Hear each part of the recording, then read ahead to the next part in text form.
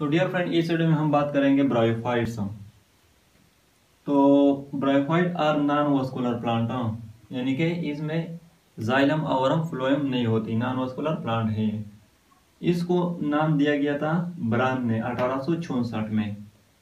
इसके almost 20,000 species हैं। Bryophyte are the first plant that migrated from water to land, and they are considered between algae and pteridophytes. They are cosmopolitan in distribution. Cosmopolitan का क्या मतलब है? यानी कि they are distributed almost all over the world. They are autotroph, but some are saprophytic in nature. यानी ये bryophyte autotroph होते हैं, लेकिन उसके बाद स्पीशीज है जो वो सेप्रोफाइट होते हैं, अपने लिए खुद फूड तैयार नहीं कर सकते। जैसे कि एग्जांपल दिए गए हैं Cryptothallus and Buxbaumia. The plant body is a thallus, इसकी जो बॉडी होती है वो थैलस होती है। थैलस का मतलब it's body is not differentiated into root, stem and leaves. जब इसमें जाइलम और फ्लोएम नहीं है तो ये इसमें वाटर, मिनरल्स और फूड किस तरह ट्रांसपोर्टेशन करते हैं। तो इसमें ट्रांसपोर्टेशन डिफ्यूजन के जरिए होती है। Transportation of water, food and mineral occur by diffusion. True roots, stem and leaves are absent. Bryophyte में ट्रू रूट्स, स्टेम्स और लीव्स एब्सेंट होते हैं।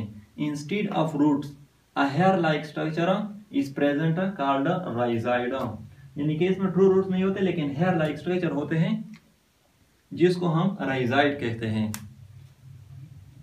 कहां पर ये मौजूद होते हैं? ब्रायोफाइट आकर इन मोएस्ट शेडी प्लेसेस। इसके बाद ब्रायोफाइट को हम एम्फीबियन प्लांट भी कहते हैं। एम्फीबियन प्लांट क्यों? क्योंकि इसकी जो सेक्सुअल रिप्रोडक्शन है इसके लिए वाटर की जरूरत होती है। वाटर के बाहर ये सेक्सुअल रिप्रोडक्शन नहीं कर सकते हैं, तो इसलिए हम ब्रायोफाइट को एम्फीबियन प्लांट्स भी कह सकते हैं। एम्ब्रियोफाइट भी कह सकते हैं इसको। एम्ब्रियोफाइट, गेमिटोफाइट। ब्रायोफाइट में जो गेमिटोफाइट होता है वो डोमिनेंट होता है, फोटोसिंथेसिस होता है, फोटोसिंथेटिक एंड डिपेंडेंट होता है। एंड डिपेंडेंट का मतलब है कि ये फोटोसिंथेटिक होता है, अपने लिए खुद फूड तैयार कर लेता है। और इसके जो स्पोरोफाइट है ब्रायोफाइट का, वो रिसेसिव होता है, नॉन फोटोसिंथेटिक होता है, यानी अपने लिए खुद फूड तैयार नहीं कर सकता। तो इसलिए ये डिपेंडेंट होता है गेमिटोफाइट पर, यानी ये गेमिटोफाइट से फूड हासिल करता है। इसलिए हम इसको कहते हैं कि इंडिपेंडेंट है, अपने लिए खुद फूड तैयार कर सकता है। और स्पोरोफाइट जो है ये इंडिपेंडेंट है, खुद फूड तैयार नहीं कर सकता। बाद गेमिटोफाइट माइटोसिस के जरिए मेल रिप्रोडक्टिव ऑर्गन यानी antheridia, singular antheridium, and female reproductive organ यानी आर्चिगोनिया, सिंगुलर आर्चिगोनियम को प्रोड्यूस करते हैं।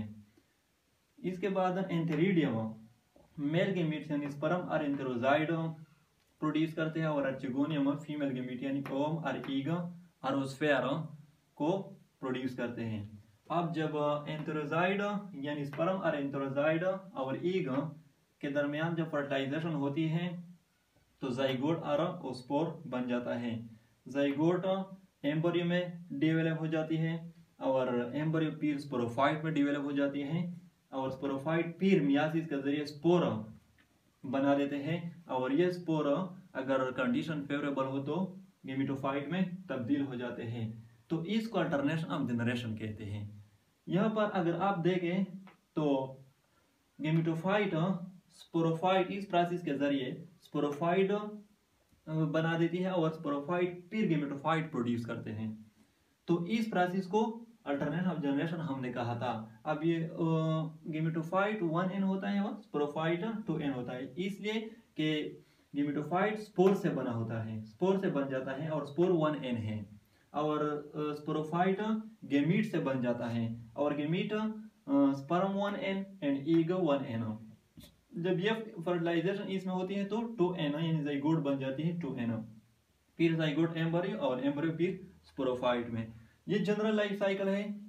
इसको फिर जब हम लाइफ साइकिल ऑफ मोसिस पढ़ेंगे तो उसमें हम डिटेल से इसको प्रोसेस को पढ़ेंगे। तो डियर फ्रेंड, ये थी ब्रायोफाइट।